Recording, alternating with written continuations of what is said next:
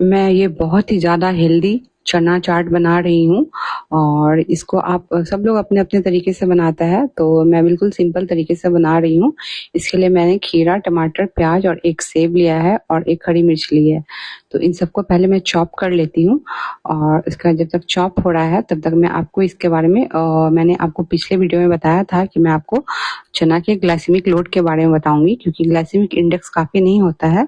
तो diabetes patient के लिए क्या होता है कि चना जो होता है काफी अच्छा माना जाता है खाने के लिए क्योंकि उसका ग्लाइसेमिक इंडेक्स काफी कम होता है।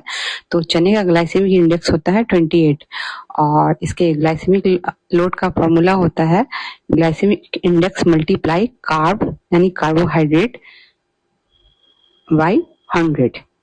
तो हमको पहले ये ग्लाइसेमिक इंडेक्स को कार्ब से मल्टीप्लाई करना है, उसके बाद 100 से उसको डिवाइड कर देना है। तो जो वैल्यू आएगा वही उसका लोड होता है।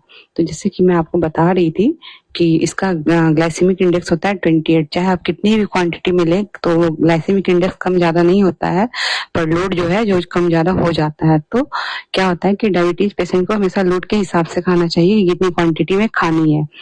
तो जैसे सूखा हुआ चना लेंगे तो उसका सूखा हुआ चना जो बिना फुला हुआ रहता है तो उसका ग्लाइसेमिक इंडेक्स उसका भी 28 रहेगा और जो फुलाया हुआ रहेगा तो उसका भी 28 रहेगा। तो लेकिन उसका जो कार्ब होता है वो कम ज्यादा हो जाता है। जैसे सोख चना का कार्बोहाइड्रेट 28 होता है और सूखा चना का जिसमें फुलाया हुआ नहीं है उसका कार्ब 60 होता है। तो पहले हम सूखे चने की बात करते हैं, तो उसके लोड के बारे में बात करते हैं। तो जैसे 28 मल्टीप्लाई 60 बाई 100, इसका अगर वैल्यू निकालते हैं तो 16 पॉइंट समथिंग निकलता है, मतलब 16 से 17 पड़ेगा। अगर आप सोख किए हुए चना खा रहे हैं उसका 100 ग्राम का वैल्यू लेते हैं तो 28 मल्टीप्लाई 28 बाई 100, तो इसका लगभग 8 के करीब पड़ेगा। तो इस हिसाब से आप अपना लोड कम ज्यादा कर सकते हैं।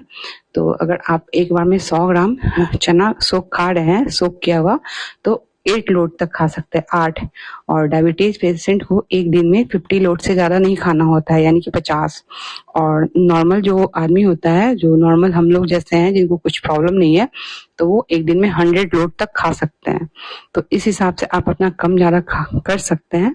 तो कोई भी चीज खाने से पहले आप उसके बारे में थोड़ी सी जानकारी ले लीजिए, तो इससे काफी अच्छा होता है। आगे आगे जाके हमारा वो हेल्थ जो है काफी मेंटेन रहता है। तो हर चीज एक लिमिट क्वांटिटी में ही खानी होती है। तो कैसी लगी ये नॉलेज? तो अगर आपको अच्छी लगी तो कमेंट में बताइए और मेरे चैनल को, मेरे पेज को सब्सक्राइब कर लीजिए। Thank you.